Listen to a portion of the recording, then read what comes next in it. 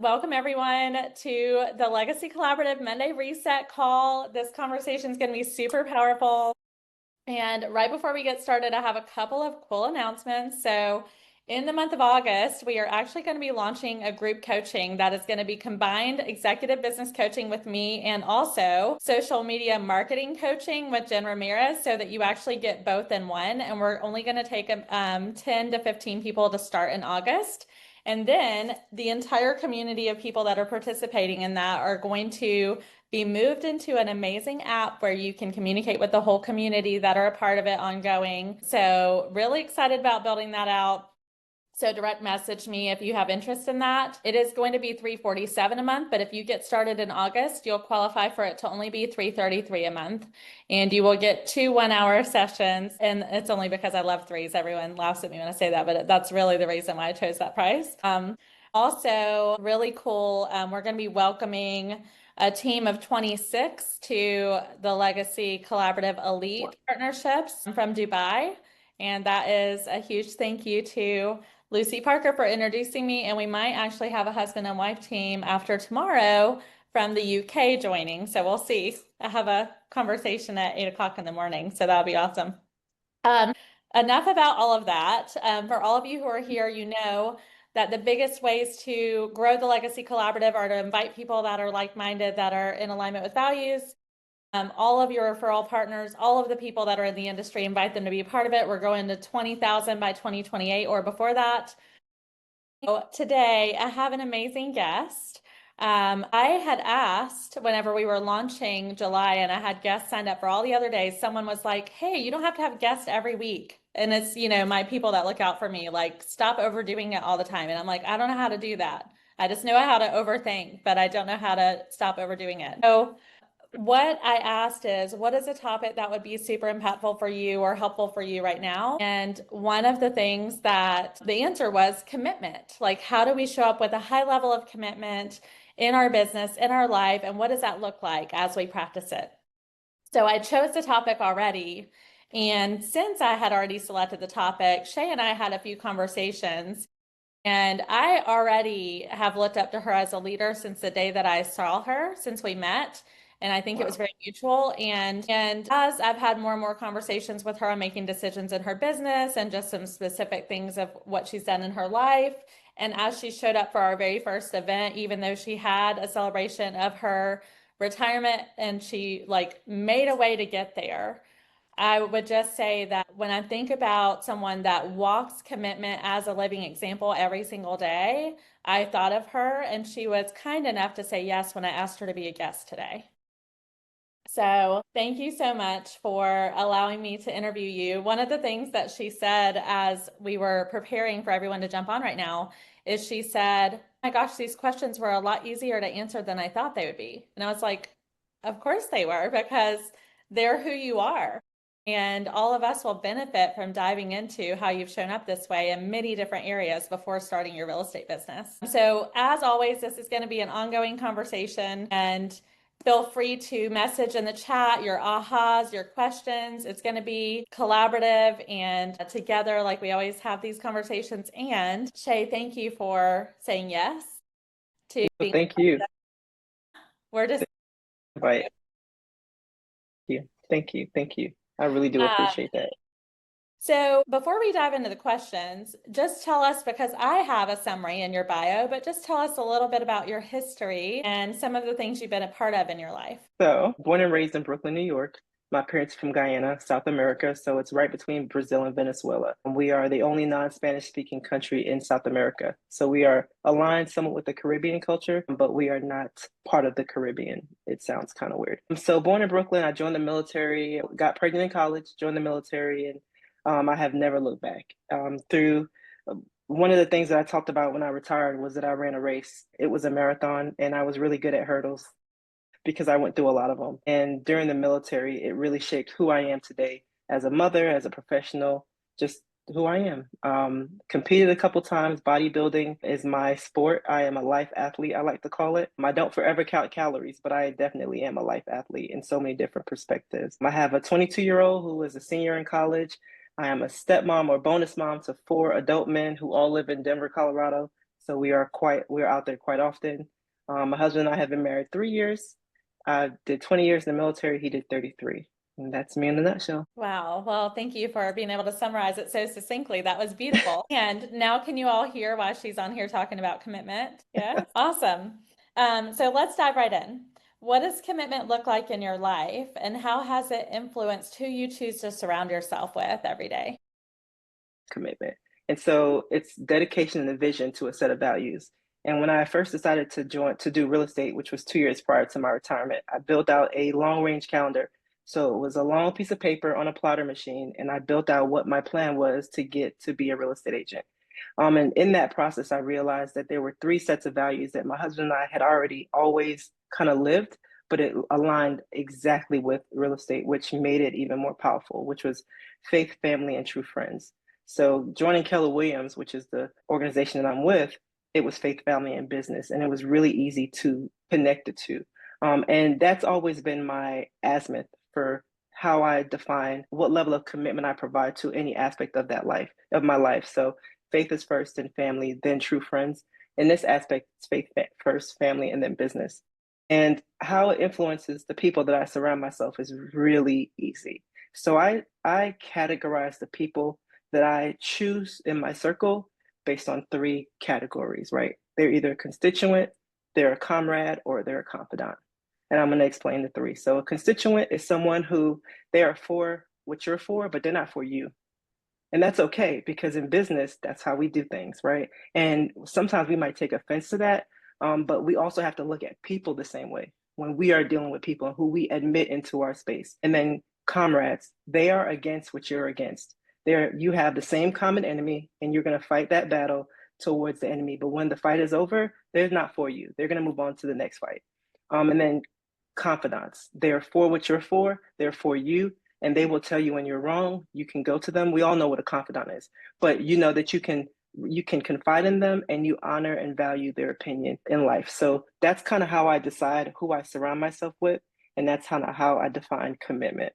And then understanding that everyone doesn't always have to be in that bucket, but it usually helps me decide when I walk into a room before I speak to people, the first conversation, the first words that come out of someone's mouth, their value system, how I'm going to put them. And that protects me as well. So that's usually I don't know, choose the people that I'm going to surround myself with. I love that unique perspective. And I love that you say people don't always have to be in that bucket. They can move based on how they show Mhm. up. How do you think that choosing people that way has impacted your personal growth? It has helped me protect my expectations.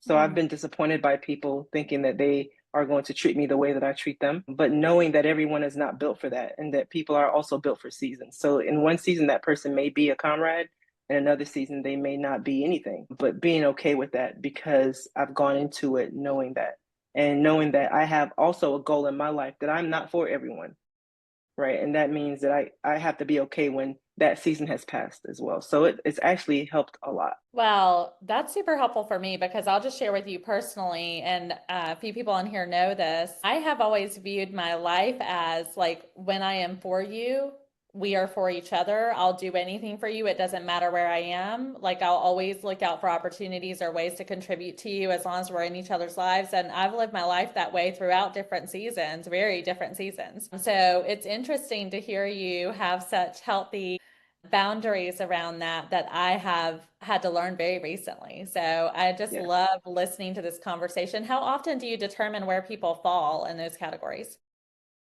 I don't put a time limit to it. It's usually based off of people's actions or inactions, conversations. Usually that's kind of what drives it. And I'll use an example. So you had that legacy, you had the inaugural reset event, and I Yes. saw so many people, and this is just my observation. This doesn't make it right or anything, but in spaces like that, people tend to gravitate the person that they think can do the most for them, right? And they'll put you in a space, and they'll treat you kind, and they'll do all the things based on what they think that you can do for them without offering anything to you. And in those cases, you have to identify that those people are constituents. They're for what you're for, and they're for you until they can get what they need from you to elevate past you. And once they've elevated past you, you're no longer the shiny object. And so it's really like important for me to assess that when I'm making decisions because I'm such a giving person that I can give more of myself with nothing in return or just drain myself. So that's kind of just how I assess it. I don't really have a time or a method or a model on how I do it. It's just what I That's how do you. and I try to keep it top of mind. That's so interesting because I like definitely believe like everyone are givers and everyone has like something to give and contribute to each other. I almost think that sometimes you have, especially you, because I love the way that you show up. I feel like even if someone isn't a person that you're going to choose to move into that third category that are like your people, that you actually have the opportunity to lift the lid on how people show up for each other because of how you do, right? So I Hmm. actually think there's that opportunity for like 360-degree leadership with that. So thank you for who you are. That was such a good description, and it's interesting to think about. How do you approach decision making when you're faced with new opportunities or challenges?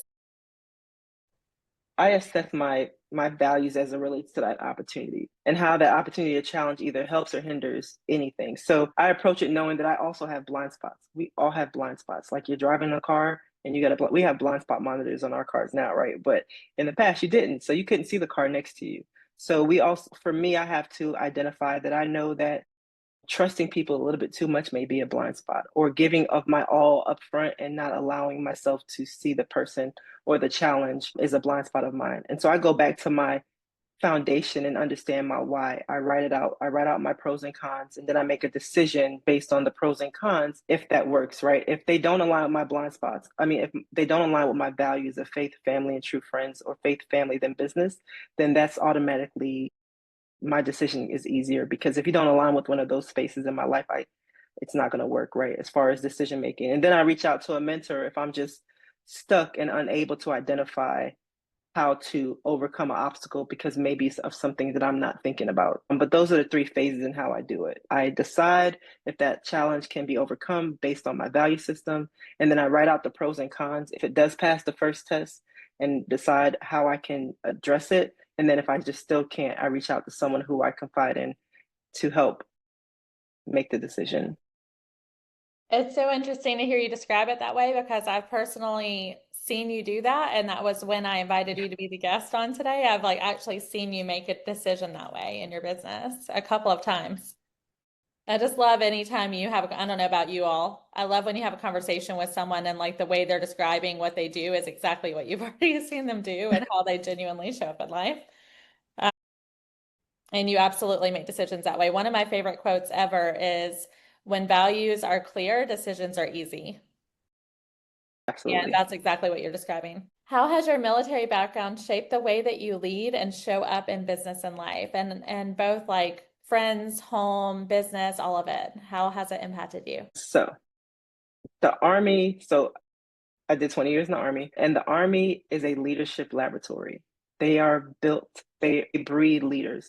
If you come out of the military, any branch of service, and you're not a leader, it's probably because you didn't want to be. I joined the military and I took an oath to something that was bigger than myself, right? It was a oath to support and defend the Constitution of the United States. That is not an organization, it's an oath. I swore to an oath, something on a piece of paper. And I swore to sacrifice myself on behalf of my country and my family, right? So my family supported that oath, whether they liked it or not. And so, because of that, now in business, I show up with tenacity, drive, deliberate action, and focus. That is just naturally what I do unknowingly. And because I did that, I can walk out what I believe my God given purpose is so much easier because it's built into me. And I'm grateful to be here, which some of my brothers and sisters in arms didn't make that, right? So this is the easy part. So it's pretty, I think my military background just it made this possible, right? It made it feasible. It made it something that I can do without a second thought, which was to help people, just naturally help people overcome something that they look at as an obstacle or a challenge or something along those lines. Just being in the military just really helped me do that. I hope I answered that question. I absolutely think you did, yeah. Okay. Okay. So what I heard you saying is you just naturally making a commitment at the beginning of your military journey and caring about showing up at a high level and doing whatever it takes to take care of something that was so much bigger and so much more important than just yourself, and having that servant leadership and the practicing of being developed as a leader, and then having the gratitude for still being here and having the opportunity to help people with other challenges is something that has naturally happened for you because of your time during the military. Yes, in a nutshell, absolutely. When you feel resistance mentally or emotionally, what is your go-to strategy for staying focused and following through? So this has come up a couple times since we started talking, right? But it's my value system. My value system is what keeps me grounded. Like I said, when I first started, it's my asthma. So I reassess why I feel that way. I take a moment to pause and understand the root of that mental or emotional resistance, and then I speak to my why, right? I take moments to journal and to pray and ask God to guide my steps. So even before this Zoom, right, I ask God to allow me to be a shining light of what I represent from Him, and just take a moment to understand how that moment really makes me feel. And then knowing that the storm that I'm in, whatever that resistance is, that God knows the outcome, right? And it was created to strengthen me. And so I go back to my faith, which is the number one part of my value system. So I guess in a nutshell, whenever I feel mental or emotional resistance, I lean on my faith, which is the number one part of my value system. It's not business or even family. So that emotional or mental resistance, because it's only in my mind, right? The emotional part, just because I feel some way doesn't mean that someone else is going to feel that way. So that has nothing to do with family. And my faith has to be strong in order for me to get past that emotional and mental resistance. That's really good. I know that obviously many of the things that you have personally navigated and what you've built over the 20 years that you were in the military, you've experienced a lot of things that could cause resistance or could be really big moments. So knowing that you always go back to the foundation of your faith is super powerful. Yeah, it is. It's something that you all, I know you probably all either know someone in the military or have been, and this is not a military conversation, but PTSD lives, it's real, but it doesn't always have to take over. And I never thought I had PTSD, never identified with it, and I still don't, right? But I know that I've had instances throughout my military career, specifically in Afghanistan during my last deployment, that shook me to my core. And doing that, and now when I'm facing emotional and mental resistance here and now, that's typically what I rely on. It's God, right? My days start that way. My days start that way. It's not with a Zoom call, it's not with a conversation, it's with prayer. And so that's usually what helps me weather that storm of resistance. That's awesome. You talked about your day starting that way. What do you have as a morning routine? I believe routines are such a unique thing that you absolutely have incorporated into everything that you've already done. So, what does your morning look like? So my alarm goes off at 4, out of the bed by 4:20. Hope I usually try to get out the bed at 4:20. Sometimes it's 4:30. And then I'll go into I have a media room upstairs right off of my master bedroom. I'll sit in the media room with my Bible, and I have a Bible verse for the day. So usually I pick out what my focus is going to be that month, and it's just based on how I'm feeling. So if I need to revisit what my purpose is, if I need to revisit forgiveness, if I need to read whatever that topic is, I find a plan to go by for that month. And every day I sit for 30 minutes and I write the scripture out. Like I physically find what I'm doing and I'm writing the scripture out, and then I reflect on the scripture, and then I pray about it. And that's usually till 5 o'clock. So at 5, usually by 5:30, my husband and I are in the gym, and then we're back home by 6:30. Then I'm on the James Call Shaw at 7:30. So that's usually how my mornings look every morning except for Saturday and Sunday. I'm not perfect. It's not always that way, but 80% of the time it is. I would say that that is what I would describe as consistent. 80% works. Yeah, that's right. What's one decision or habit you've made in your first 5 months as a real estate agent that your future self is going to thank you for? This one took a little bit of time, but once I figured it out and I put thought into it, it really like just came. And it was choosing to align my business with my values, not choosing to align my life with my business. And I took the time to learn and study the laws of real estate and understand how real estate works. So I made the decision to not have commission breath, as I've heard before, and chase the dollar, but to take the advantage of the training and education that's out there, and to continue to be a lifelong learner. So what I've noticed in the community, I guess, so far is that people make it to a certain level. They start to make a certain level of money, and then they think that they've got it. I've figured it out. I've met it, right? I don't need to go back down because I already know I'm up here. I'm working in this class. I'm doing this luxury thing and never going back down to understand the basics or the changes and being humble enough to say, I don't know.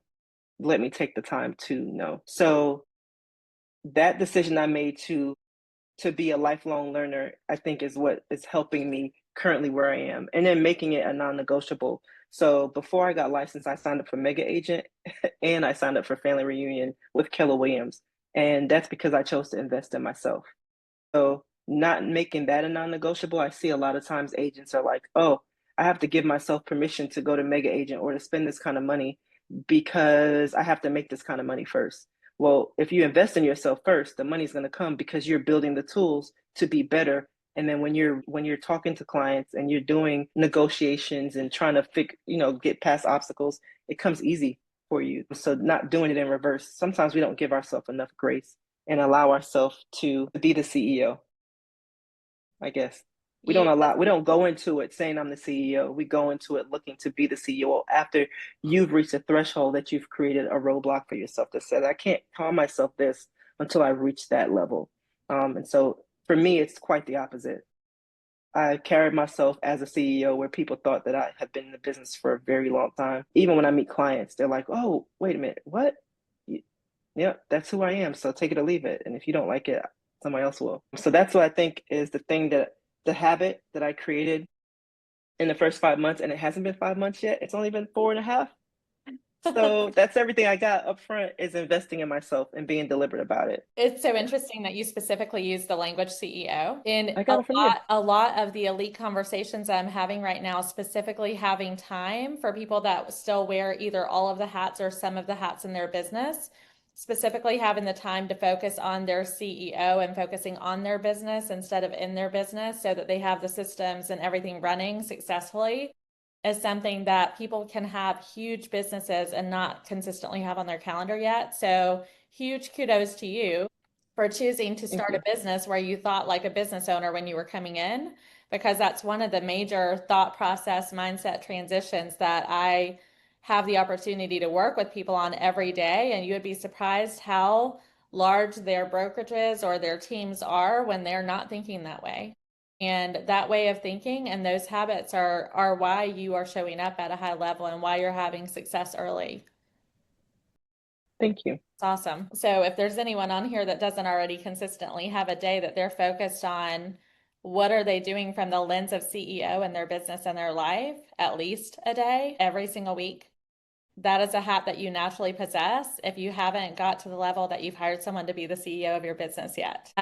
You placed top 3 in a bodybuilding competition, and the reason I even knew that there was anything to do about your health is whenever you first started following me on Instagram, I was like, oh my gosh, is this even the right thing? Like, she is freaking ripped. And I was blown away by it. And so I've made little like jokes here and there to understand some of the ways that you think about nutrition and bodybuilding and all of that. And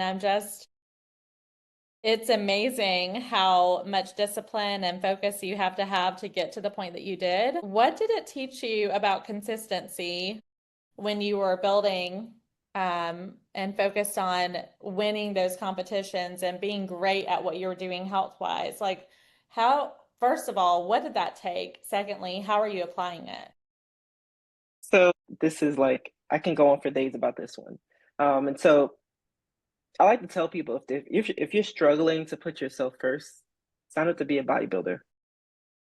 It's going to force you to put yourself first. It's like the most selfish sport that you could ever participate in. The consistency in weight training and how you eat, everything requires consistency. How many times you're in the gym, how much macros your food is gonna be. If you're gonna weigh everything out, it's non-negotiable. And with bodybuilding, you're gonna pay into it, just like you do in real estate. For some reason, the consistency that bodybuilding taught me, it just compounded onto what I learned in the military, and then made being able to track my real estate goals and my real estate activities easier because I hired a coach to be a bodybuilder in both the nutrition and compete like actual physical trainer.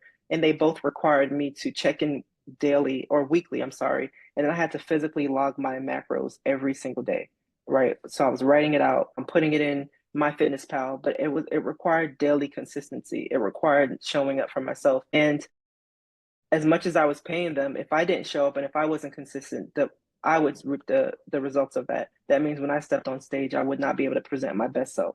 And no one could own the loss but me. And so um being able to adhere to a plan that was given to me by a professional in the field, right? But in real estate, I developed the plan, right? And so the way that I was able to make it easier is that I developed the plan, I adhere to the plan because it's something that I'm used to doing. And if I want to be successful, I need to adhere to the plan that I'm giving myself permission to be great at, right? So when I fail, or if I fail, I have no one to blame but myself.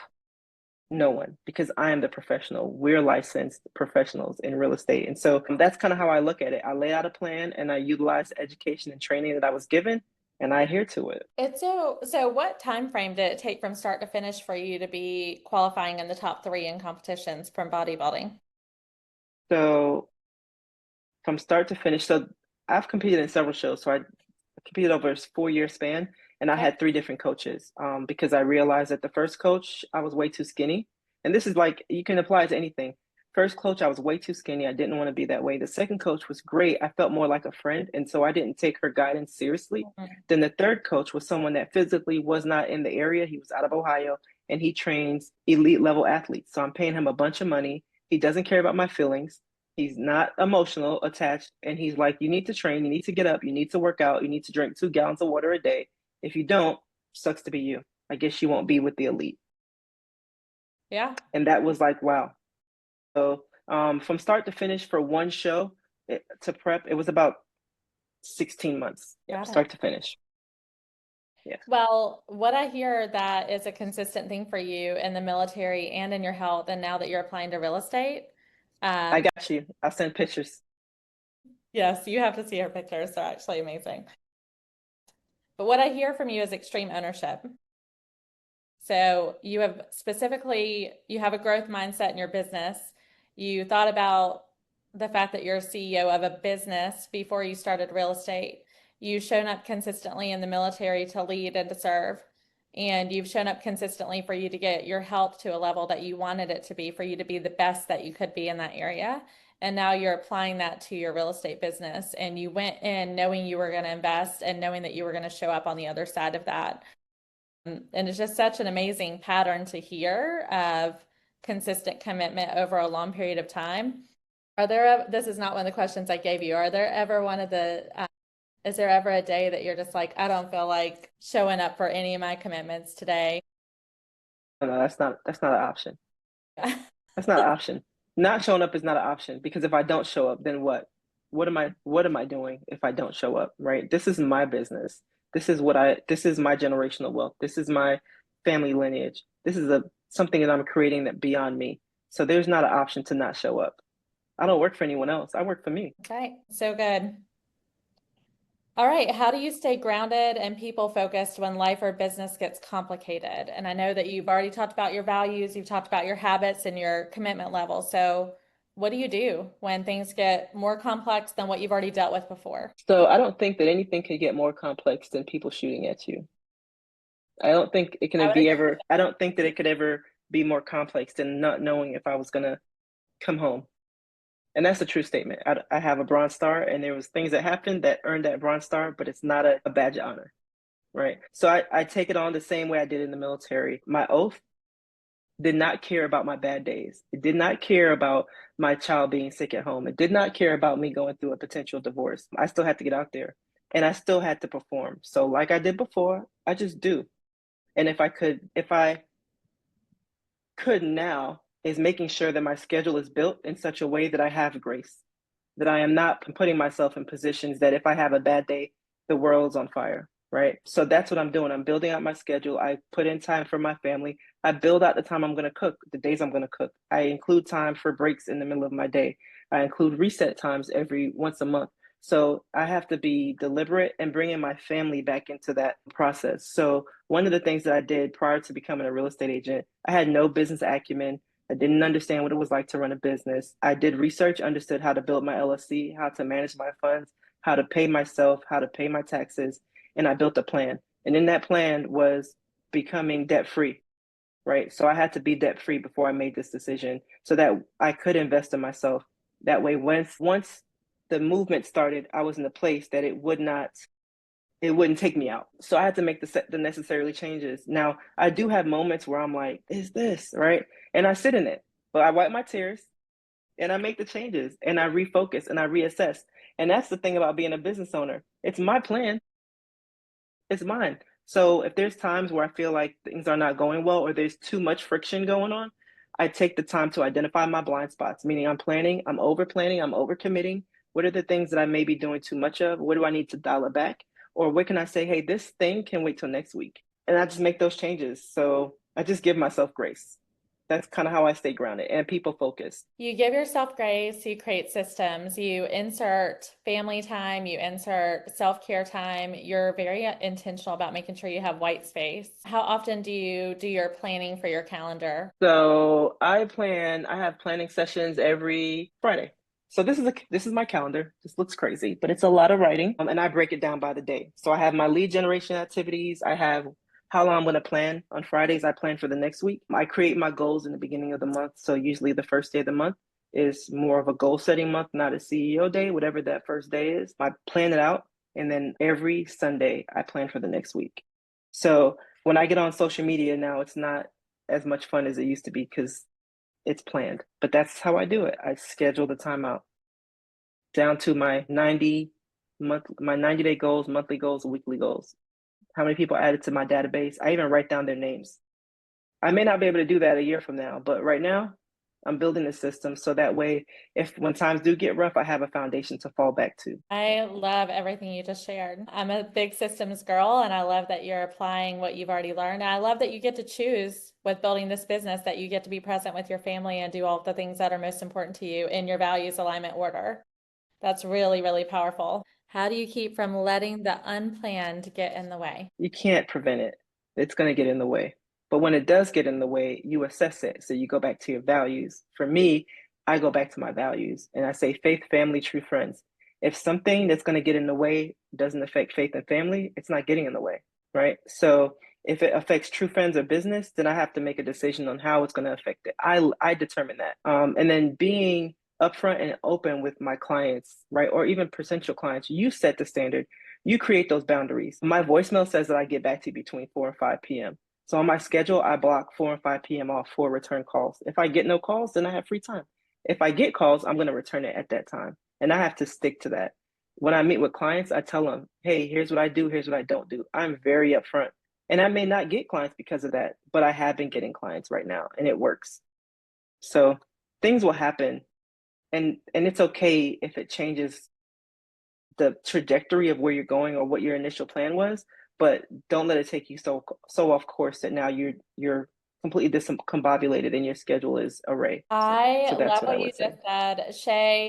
One of the things that we were talking about before we started this conversation and started recording it is how quickly you just got a listing under contract. Could you share that? Because I think that this is directly related to how you're having those conversations up front. So I'll give you a little bit of a backstory. So another agent in my office, she decided to door knock, and in door knocking, she got a lead. Her next door neighbor wants to sell her house, like literally next door neighbor. They share a fence. And she said she went back and forth in our training that she really didn't want to take on this client. Not in my heart, I didn't understand how she could not want to take it on. And so later on that afternoon, I asked her what her why was. I was like, "What's holding you back? Why don't you want to take this listing?" "I'm going on vacation. I'm doing this. I'm doing that." I'm like, "Okay, all right. Well, if you're going on vacation, I can help you while you're on vacation. And when you come back, you just pick up where you left off. You're that much of a nice person. I don't mind helping you." And then later on that afternoon, she called me and was like, "Would you want to take it?" "I sure can. I have no problem taking it." I took the listing. I did a listing agreement that afternoon. I went by their house, the listing presentation, and I gave them the CMA, but she had already kind of did it, which didn't make sense because I'm not giving out a CMA if you don't sign a listing agreement. But everyone does things different, right? So you also have to set those standards for yourself. I did it. I told them, hey, we're going to do a price review in 14 days. They wanted to go a little bit higher than what I felt like the market would lean to based on what they wanted, which was to sell the house in the quickest way possible because they're rebuilding somewhere else. They're upsizing. They totally understood. I gave them listing packages. They signed at a higher percentage that I normally offer. We had drone footage, we did inspections, and I prepped them at an elite level that I wouldn't give a regular listing client because they paid for it. And we got an offer yesterday on day 5. And I reverse prospected on day 2 in the MLS. So I didn't wait for the listing to go stale before I reverse prospected. Yes. That's what I did. So good. You set expectations, you gave them options. They chose to go with an elite partnership with you, and you did all of the things that you promised and went above and beyond it. And that's what got it sold. So I just wanted people to hear, even though that wasn't naturally a part of the conversation around commitment that we originally planned, for me, it's directly in alignment with the way that you're showing up. And everyone here can choose to continue to either create or improve and tweak on their existing systems to have that powerful result with the people that they work with. So yes, really excited about that for you.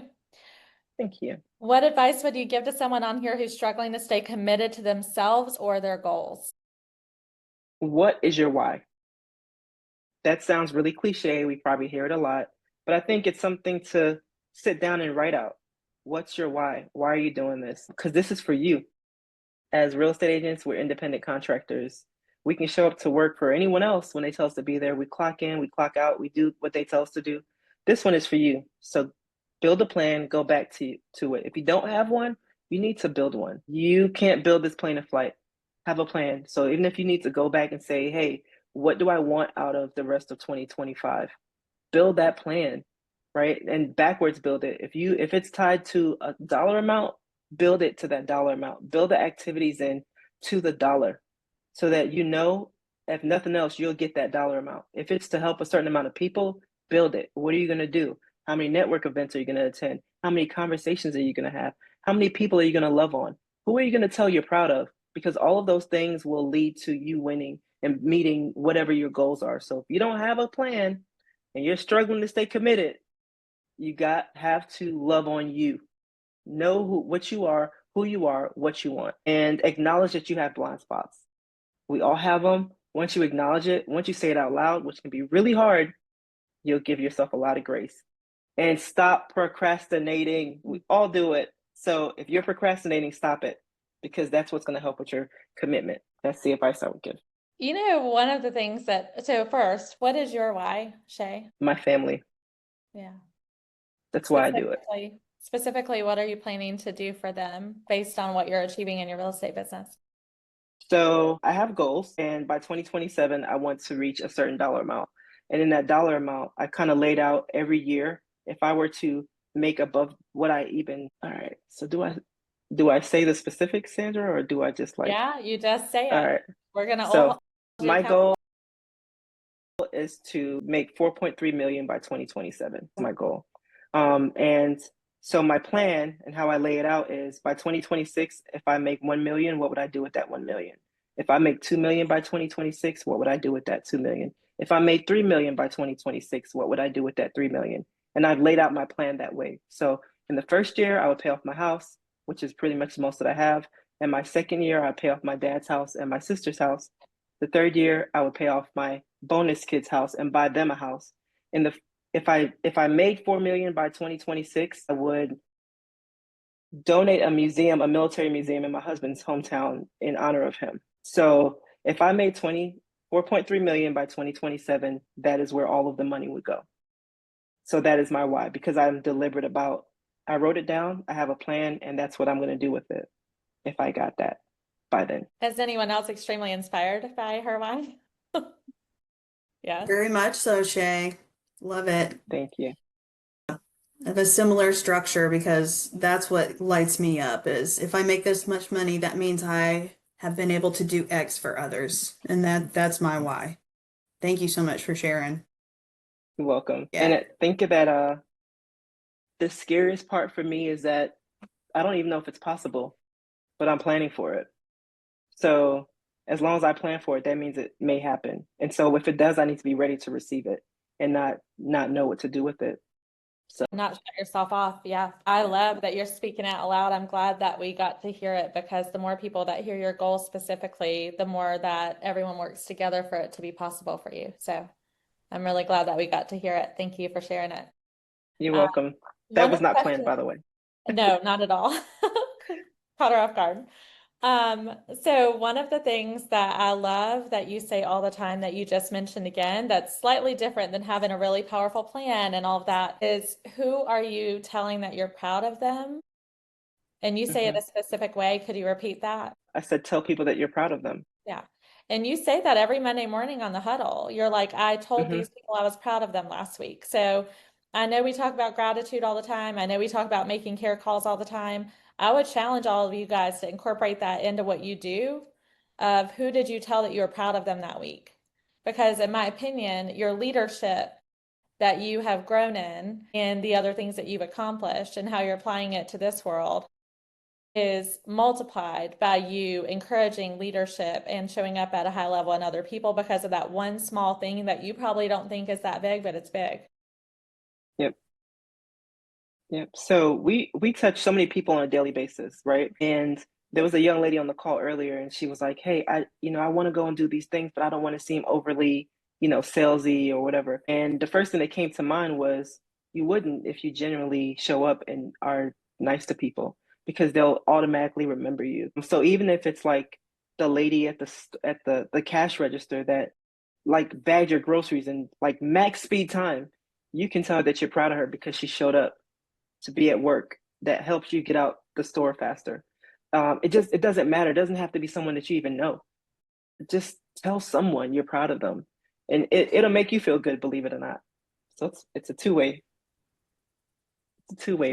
blessing. That's awesome. Thank you. What is a win or success that you're most proud of, and what unseen commitment did it take behind the scenes? All right. So I've said it a couple times, being licensed only 4 months and having 13 clients in that time, two closings and two under contract. So behind the scenes, it took my finances to get in order before I got licensed. Those were the unseen commitments that I took, because it took such a burden off of me and how I made affected my decision making. When you're in debt and you got a heavy burden or you're going through something that's really tough, it's hard to kind of be clear on those decisions. So it really helped with my decision making. And then having the conversation with my family, we ought to all be all in on this, right? So if I'm doing late nights, if I'm doing open houses, if I'm taking calls during lunch with my husband on a Wednesday, but a client calls me, even though I blocked off time for that, he's got to be all in, right? They've got to know that me winning is us winning. So those were some of the unforeseen things that I didn't kind of think of, but preparing that in that way helped. And then it took me to want to plan out my business, right? Far in advance before getting licensed. Taking the time, like I said, to be teachable and coachable, that's a big deal. That is a big deal, right? I've been able to take I had my admin assistant do it. I took all of my notes that I physically wrote in my little notebook and I gave it to my admin assistant and I told her to put it on digits. Make this something that when I become something, I can take my foundation, and physically teach people and build plans on how I started and what worked for me and what didn't, right? I even captured those things because I may have used something in my notes that didn't work. So now I can take that and kind of use it as a teaching moment, and not taking one good thing and just running with it. I found a way to get a couple clients and now I'm like too good for anyone else, right? Being able, like I said in the beginning, to go back to my foundation, go back to learn, be open to learning, being open to being coachable and trainable. Like that is a real thing in life, not just in real estate.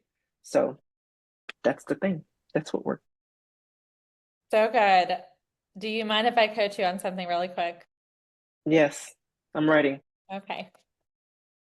I would not wait.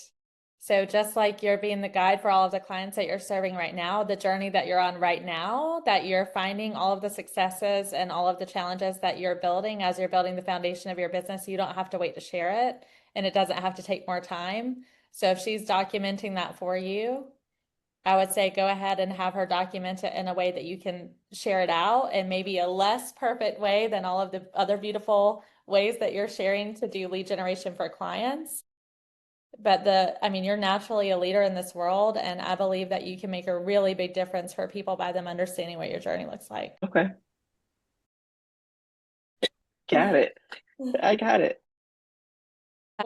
This is one of the last questions. So get all your questions ready because I know you guys are going to want to all show your beautiful faces, especially your beautiful Yes. face, Jeff, and ask her some questions and share what you got out of this conversation after this. What is one of the hardest moments you've ever had to stay committed through, and what kept you grounded? So I had this written out, and I'm going to tell you kind of what I wrote, and I'm going to tell you how I feel. Don't laugh, Dana. She smiled. So what I wrote was my first listing client was one of the hardest, but it was also a great teaching moment. What kept me grounded was going back to my training, going back to what I learned, going back to objection handling, going back to script practice. That's what kept me grounded, was going back to the things that knowing it's not brand new to the industry. Having clients like that is not brand new. That's what I wrote. Now I'm going to tell you what's in my heart.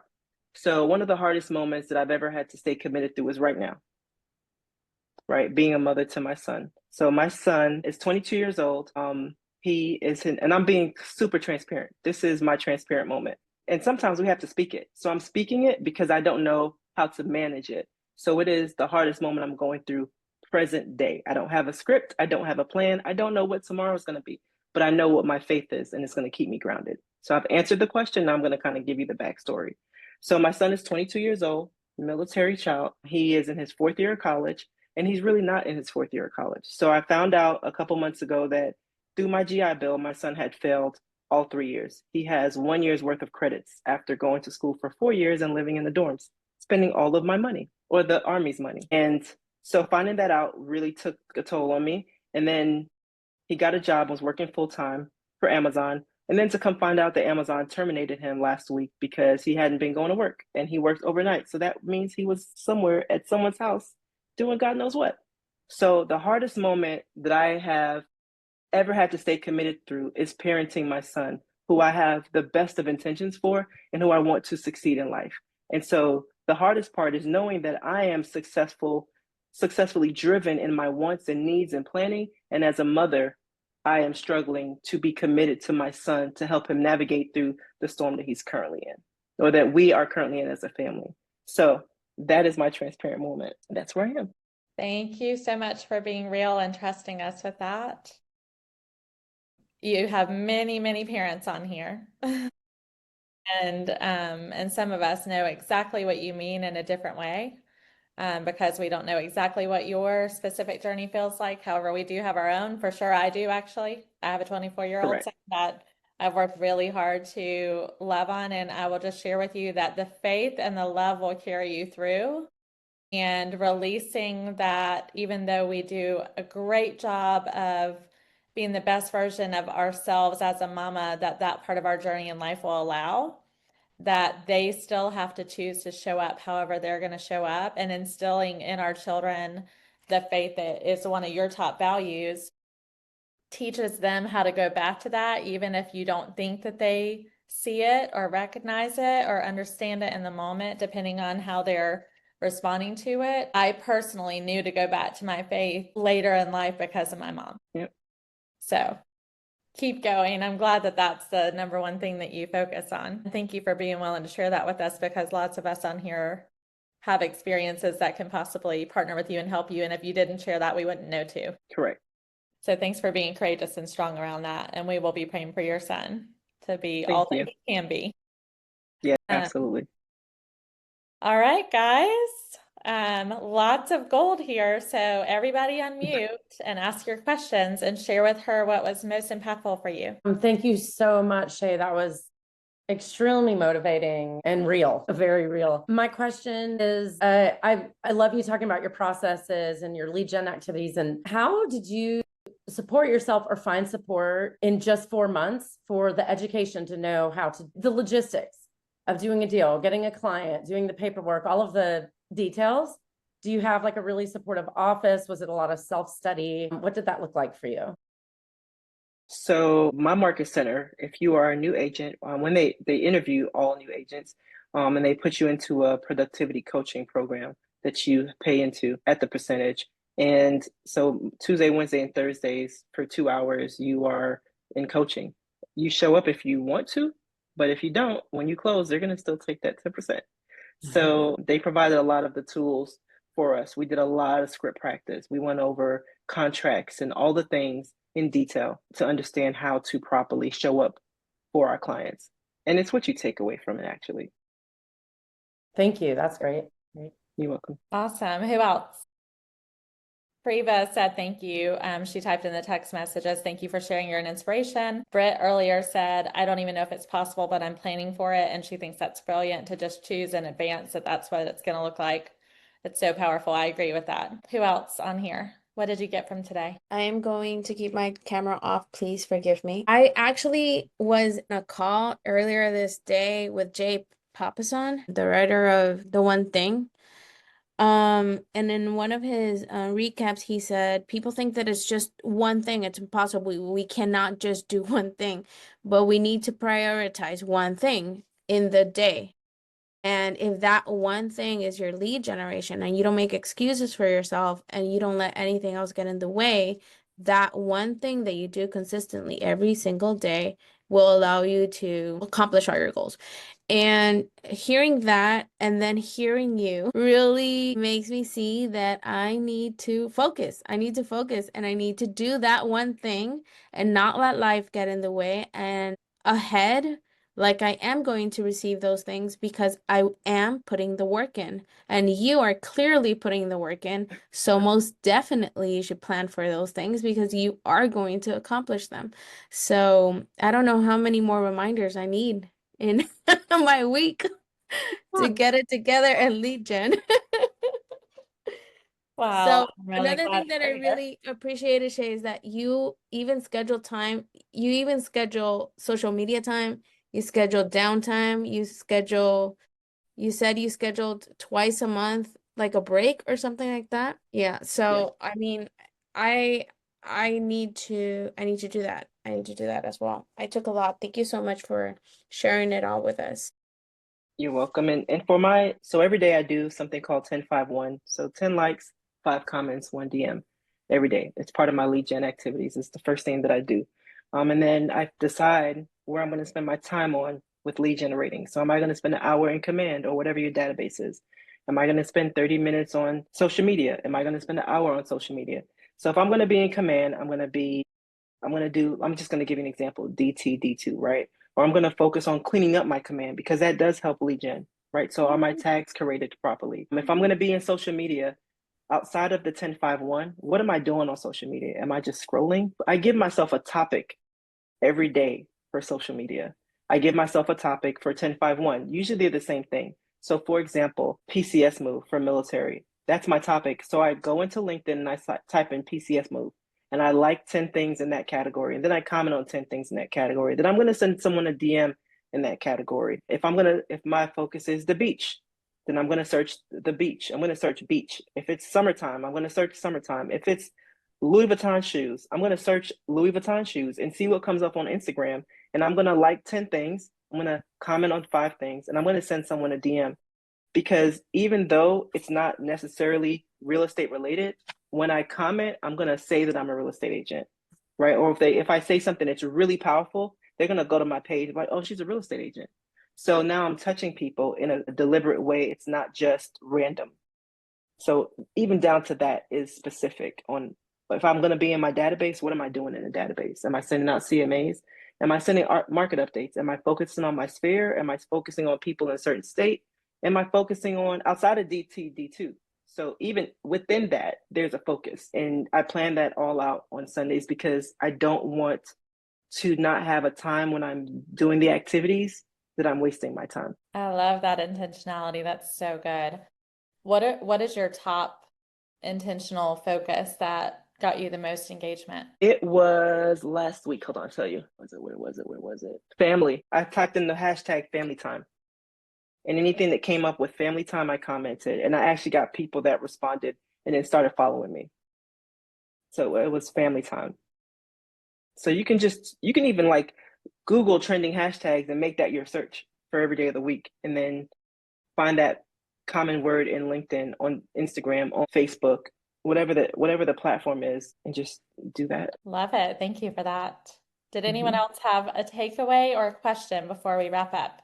I just want to tell you how much I admire the systems that you've created. And for me personally, just briefly, Sandra will probably tell you this, when I first started out, like I felt like the Tasmanian devil. There was all this stuff and it was all coming at me, and not all of it is important. So so I've also personally really struggled with just mental organization, having to be reactive in the business and run towards the money, run towards where, rates dropped. I'm actually a loan officer. So rates drop. It doesn't matter what I had planned. I got to zone in on that now. So what I have found, and to your point, is that I really need to get clear and get those systems in place so that I can just boop, boop, I can just simply move these things around and be able to mobilize when needed. But just like you said, all the dominoes don't fall as a result of that. So I admire you, and I took a lot of notes, and I really think that that's awesome. And because you're starting out like this, I bet your plan is probably going to be shortened. It's going to be a lot shorter than you think. So I'm excited to be an observer of that. And congratulations on your current success. But that's awesome. Thank you for sharing. Thank you. I appreciate it. Yeah. But one thing to your point, sorry, Sandra, you said like when rates change, everything changes. But if you build in time for rate changes, then you have a 2-hour block to address anything that may come up, because you know how your life goes. But the activities you do when things are not changing is going to pay off when things are changing, because those now will run itself once you get to that point, because you've already did so many activities to feed yourself during that time. I want to hear from Jeff. I know. I like that microphone he's got. You want to hear from me? What did you take away, Jeff? I mean, we've talked about this a lot. My big why is a big thing. I don't really have one, other than not going back to work for somebody that I have to watch them enjoy all the fruits of my hard labor. That's right.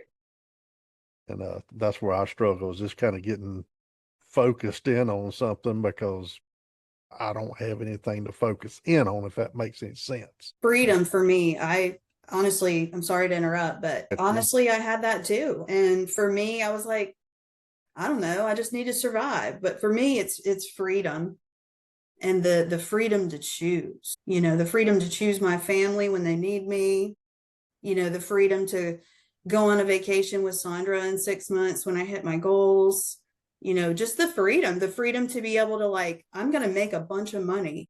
But because I'm going to make a bunch of money, I'm going to help. I've got some structured goals that I've already got that money planned for something. So like, I've just created one, honestly, because that's really why I'm here, is I'm here to gain some freedom and the ability to, like, allow my nervous system to relax a little bit, support myself, have fun, and, just be able to allow my values to shine while all that occurs. Sorry to share too much if I did, but I definitely struggle with that too, Jeff. Definitely. And I'll tell you, Jeff, we've grown in an environment where you have to work for someone. You need a paycheck. You have to pay bills, right? And your why sounds to me like, it's like Dana said, is your freedom, right? It's not going back to work for anyone. So how are you going to make sure that that does not happen again? So that's your why. It's not working for someone. And showing other people that they don't have to. Right. You have a lot of friends that you're modeling that for, and you're doing a great job on social media of just being yourself. So they're going to see that you can actually build something and continue to choose at this part of your journey what your life looks like. Yeah. And also too, I think we don't really, like, we think that success is a business suit and a tie. And it's not that.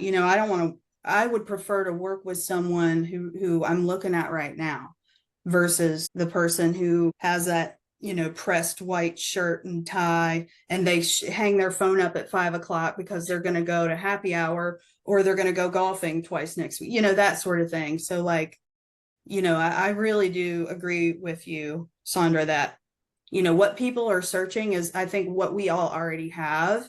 And I think now more than ever, like, it's okay to, like, be real and not have to choose the performative professional to help us with some of these things, that there's plenty of skill in just, a person who presents themselves like themselves every day instead of, puts on their work costume at 6 a.m. I love that. Well, we are over 2 o'clock, and I'm so grateful for everyone participating and everyone who showed up today, and especially grateful to you, Shay, for being our special guest today.